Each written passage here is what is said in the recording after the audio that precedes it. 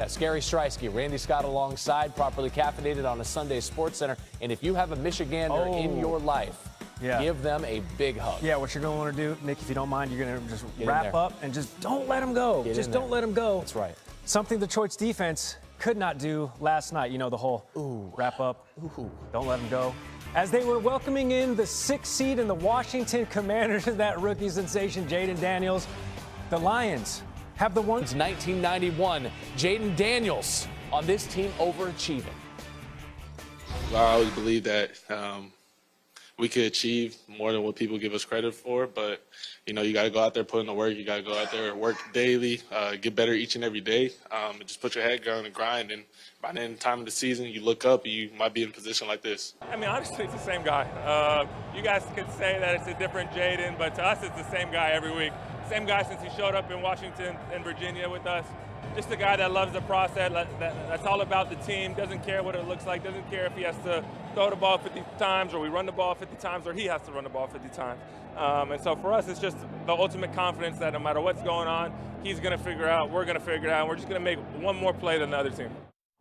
That's a Super Bowl champion talking right there, and he's played with some good quarterbacks. Remember Andrew Luck out there at Stanford. Damian Woody's with us. Herm Edwards is with us. D. Wood, I want to start with you. What impressed you the most about what you saw here from the Commanders yesterday? That stone cold killer right there. I tell you, man, I was just talking to Coach. I haven't seen anything like it. I really haven't. Yeah. Like for someone to have the season that Jayden Daniels has had and to go into an environment like Detroit, nothing phases him. I don't think this dude has a pulse. Like, it doesn't matter if you blitz him, pressure, whatever.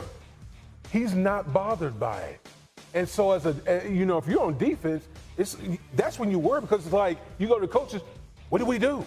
How do we rattle this guy? You can't rattle this guy, and he has this whole team believing that they can do big things this year. He has great poise in difficult moments. He's very calm. Pulse doesn't get very high at all. I mean, he understands the moment. He's a smart player, too. He understands I can beat him with my legs. I can throw the football. When he has the ball in his hand on defense, you have a problem, because what do? Do we rush him? If we rush him and we get out of our lanes, he's going to run. If you allow him to see one-on-one coverage, free safety high, he throws the deep ball as good as anybody. And here's the key. He doesn't turn the ball over. Think about it. He doesn't turn the ball over. This is a rookie quarterback. Yeah. Right? Yeah. I mean, that's special. That combination adds up to now 14 wins for this rookie quarterback, if you include the 2 here in the playoffs. And you talk about having a team believing. I mean, listen, I can tell you he has a city believing. He has 2 states and one that should be a state, right? He's got Maryland and Virginia, and he's got D.C. fully behind number 5 there. Far from done with these two. Damian Woody, Herm Edwards on SportsCenter. So the thrill of victory for Washington, the absolute agony of season-ending defeat for the Lions after a 15-2 regular season campaign. Since the Bears won the Super Bowl in '85, no team that has won 15 or more regular season games has gone on to hoist the Lombardi, although the Chiefs still have a chance to change that this season. Dan Campbell, understandably emotional after the loss. It's hard, when you lose these games, man. It's like the players,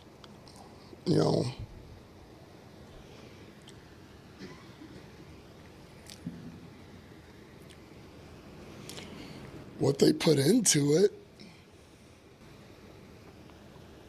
A lot of people don't know,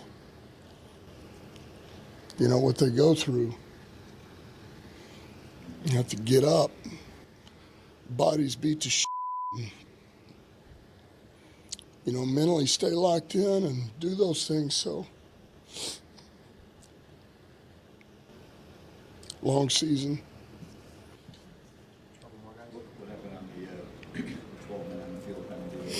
It's my fault. It's my fault. Yeah, Dan Campbell has never shied away from wearing his emotions on his sleeve, whether in jubilation or, as we see right there, gentlemen, otherwise.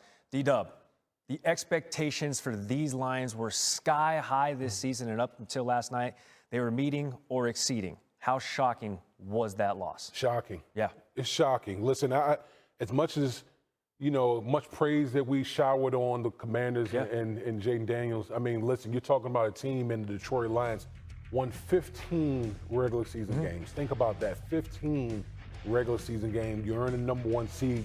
You had one of the most prolific offenses that the league has ever seen. Think about that. And then you come out after a bye week, your first game, you're bounced. Sure. You're going to Cancun. I mean, it just show you. What you say, Coach? That's why you play the game. Yeah, that's why you play. D makes a good point. It shocks your system. We've all been there. You've been there as a player. I've been there as a player, as a coach. And when it ends, it's a finality about it. There's no tomorrow. I mean, it's like, oh, this is what really happened to us? Yeah, it happened to you. And look at it. You got to look at it this way, too. When you turn the ball over 5 times, the likelihood of you win is not very good. Now, they actually turned it over 5 times against Houston and won. They turned the ball over 5 times against this football team with Jayden Daniels. You have no shot. More surprised that the Lions lost in the way they did, or more surprised that the Commanders continue to win in the fashion they're winning? I'm not surprised by anything the Commanders doing anymore. So Lions. Yeah. I'm telling you, that quarterback and the way they're playing for the Commanders, special. They've gone on the road twice now, the Commanders. And Jayden Daniels and this football team has beaten 2 good quarterbacks, veteran quarterbacks. Jared Goff's a good quarterback, all right? I mean, look, Baker Mayfield's a good quarterback. This team has gone on the road and won games. And listen, we can now start talking about the possibilities. If Washington is going to get to their first Super Bowl in how many decades, they're going to have to go win on the road somewhere.